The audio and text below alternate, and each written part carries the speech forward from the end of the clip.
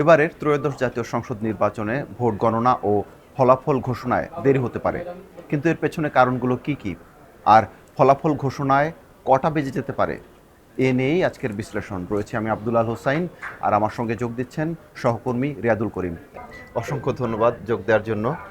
প্রথমে যে প্রশ্নটি আপনার কাছে করতে চাই সেটা হচ্ছে, এবার বলা হচ্ছে যে ভোট গণনা এবং ফলাফল প্রকাশে দেরি হতে পারে, ঠিক কী কী কারণে দেরি হতে পারে? আসলে এবার আপনি জানেন যে দুটো ভোট একসঙ্গে হচ্ছে, একটা হচ্ছে যে ত্রয়োদশ জাতীয় সংসদ নির্বাচন, আর একটা হচ্ছে গণভোট। অর্থাৎ আগে সংসদ নির্বাচনে একজন ভোটার একটাই ভোট দিতেন, এবার আপনি ভোট দেবেন দুটো দুটো ব্যালট। তার মানে আগে একজন ভোটারের জন্য একবার একটা ভোট গুনতে হতো, এবার দুটো ভোট গুনতে হবে। সো এখানে সময় স্বাভাবিকভাবে বেশি লাগবে, যেহেতু ধরেন যদি 8 কোটি মানুষ ভোট দেয়, তাহলে আসলে ভোট হবে 16 কোটি, যেহেতু তারা গণভোটও দেবে। এটা একটা। আর এর সাথে আরেকটা হচ্ছে যে এবার পোস্টাল ব্যালট, এর আগে আমাদের আইনে ছিল পোস্টাল ব্যালটের সুবিধা, কিন্তু কার্যকর ছিল না ওই অর্থে। এবার প্রবাসী সহ বাংলাদেশে 4 ধরনের বাংলাদেশ প্রবাসী এবং বাংলাদেশে আছেন, যেমন ভোট গ্রহণ কর্মকর্তা, সরকারি কর্মকর্তা, যারা হচ্ছে যে নিজ সংসদীয় আসনের বাইরে আছেন তারা, এবং হচ্ছে যারা আইনি হেফাজতে বা জেলখানায় আছেন তারা ভোট দিতে পারবেন। তো এই পোস্টাল ব্যালট অলরেডি প্রবাসে সব মিলে, প্রবাস এবং দেশে মিলে 15 লাখের বেশি নিবন্ধন করেছেন। প্রবাসে অলরেডি ভোট দেওয়া শুরু হয়ে গেছে, আপনি জানেন। তো প্রবাসে যে ভোটটা ব্যালটে আসবে, পোস্টাল ব্যালট যেটা, এটা গুনতে একটু সময় বেশি লাগবে। তার কারণ হচ্ছে যে আপনি হয়তো দেখেছেন যে পোস্টাল ব্যালট যেটা সংসদ নির্বাচনে পোস্টাল ব্যালট প্রবাসে পাঠানো হয়েছে, যেহেতু প্রার্থী চূড়ান্ত হওয়ার আগেই সেটি পাঠানো হয়েছে। ওখানে হচ্ছে যে সবগুলো নিবন্ধিত রাজনৈতিক দল এবং স্বতন্ত্র প্রার্থীদের যে মার্কা, সবগুলো মার্কা সহ ওই ব্যালটটা ছাপানো হয়েছে। সেখানে না ভোটের একটা অপশন আছে, সেটি সহ 119টা প্রতীক আছে ওই ব্যালটে। নর্মালি আমরা হচ্ছে সিল দিয়ে ভোট দিই, ওইখানে ওনারা সিল দিয়ে ভোট দিচ্ছেন না, ওনারা ভোট দিচ্ছেন টিক মার্ক দিয়ে।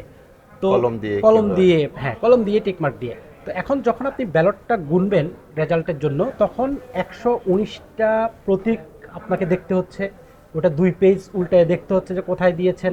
আবার যেহেতু টিক মার্ক দিচ্ছে, ওইটা খুঁজে বের করতে একটু সময়টা, নির্বাচনের যারা জড়িত কর্মকর্তা নির্বাচন কমিশনে, তারা বলছেন যে এই ব্যালটটা স্ক্যান করতে, মানে খালি চোখে দেখে ঠিক করতে, এটা নর্মালি যে সময় লাগে তার চেয়ে অনেক বেশি সময় এটাতে লাগবে। এইগুলো মিলিয়ে আসলে সময়টা বেশি লাগবে। আরেকটা বিষয় হচ্ছে যে একজন ভোটার যে ভোট দেবেন গণভোট এবং সংসদ নির্বাচন, দুটো ব্যালটই কিন্তু একই বাক্সে ফেলবেন। গণনার আগে বাক্স যখন খোলা হবে, এই দুইটা ভোট আলাদা করবেন। তো আলাদা গণভোট আলাদা, এটা আলাদা আলাদা করতে ওইখানেও একটু সময়, ওটা হয়তো খুব বেশি সময় লাগবে না, বাট সময় লাগবে। এই সব মিলিয়ে এবার ভোট গণনায় সময়টা বেশি লাগবে। সব মিলিয়ে তাহলে তিনটি কারণ। হ্যাঁ, তিনটে কারণ আমরা মোটা দাগে বলতে পারি।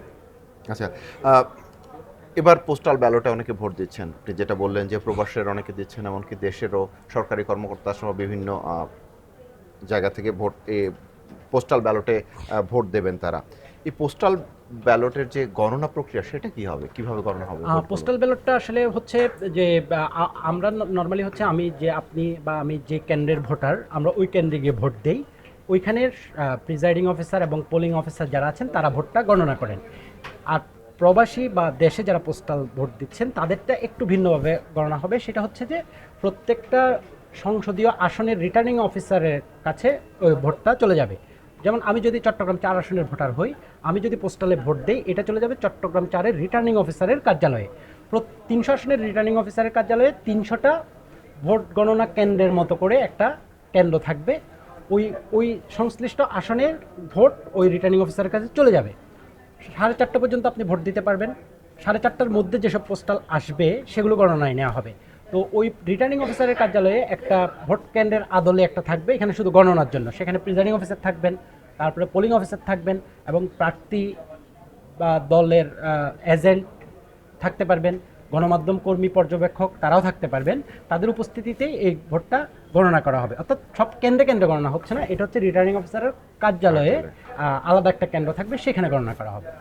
আচ্ছা, এই যে আসন ভিত্তিক হিসাব, 300টা আসন, এই আসন ভিত্তিক হিসেবে এই যে পোস্টাল ব্যালটে ভোট দিয়েছেন দেশের বাইরে থেকেও, দেশের ভেতরেও, কোন আসনে বেশি এরকম ভোট পড়েছে? হ্যাঁ, এটা নির্বাচন কমিশন থেকে একটা হিসাব আমরা পেয়েছি।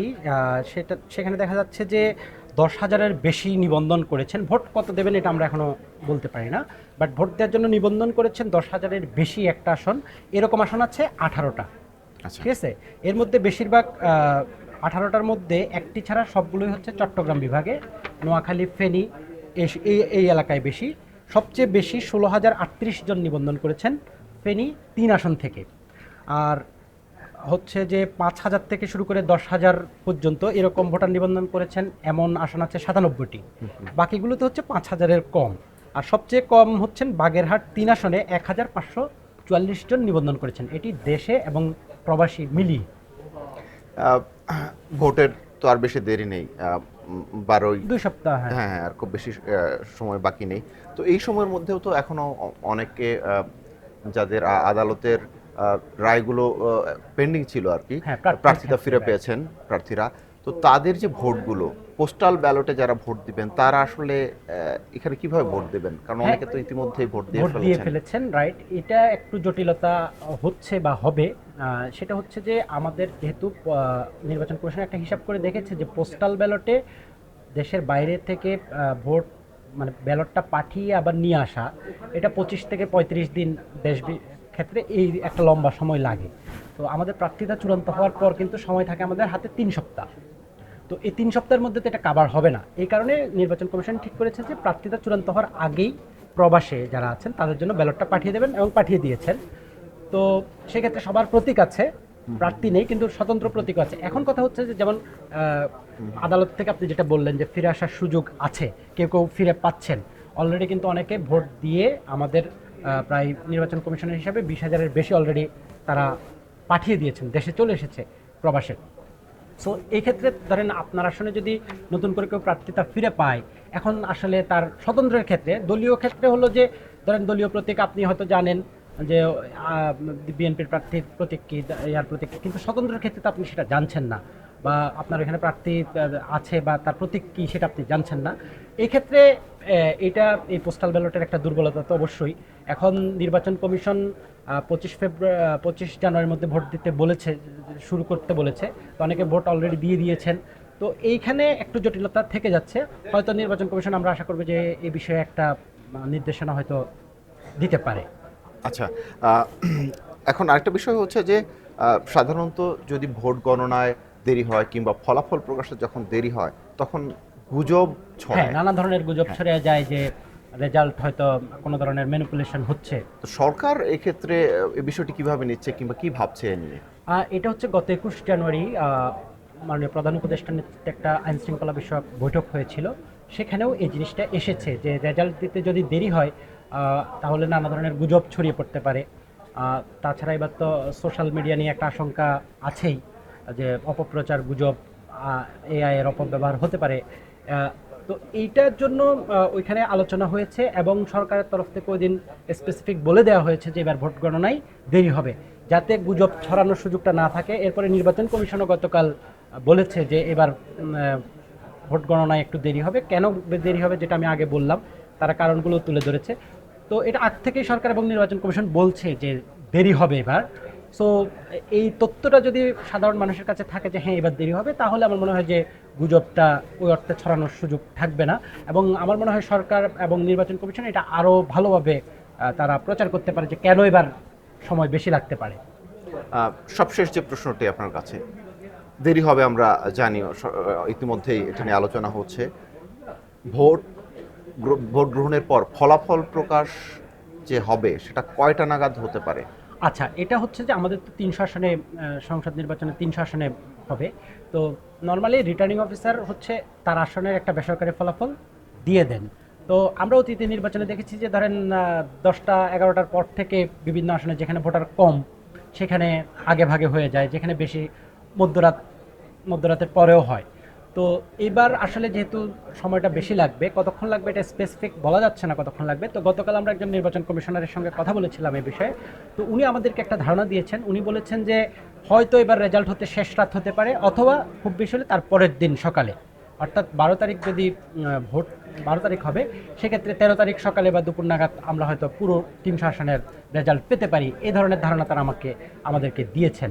তো আমরা অপেক্ষা করতে হবে যে আসলে কত সময় লাগতে পারে। আপনি জানেন যে সব আসনে ভোটার সমান নয়, অনেক আসনে অনেক বেশি ভোটার, অনেক আসনে কম। তার উপর হচ্ছে কত ভোট কাস্ট হয়, কত ভোট পড়লো, এটার উপর আসলে নির্ভর করবে যে কত সময় লাগছে। অসংখ্য ধন্যবাদ আপনাকে এই ধন্যবাদ। আলোচনায় যোগ দেওয়ার জন্য। দর্শক, রাজনীতি, অর্থনীতি, অপরাধ সহ নানা বিষয়ের উপর সংবাদ বিশ্লেষণ নিয়ে প্রতিদিনই আমরা আপনাদের সামনে হাজির হব। এতক্ষণ আমাদের সঙ্গে থাকার জন্য ধন্যবাদ। থাকুন ভালোর সাথে, আলোর পথে।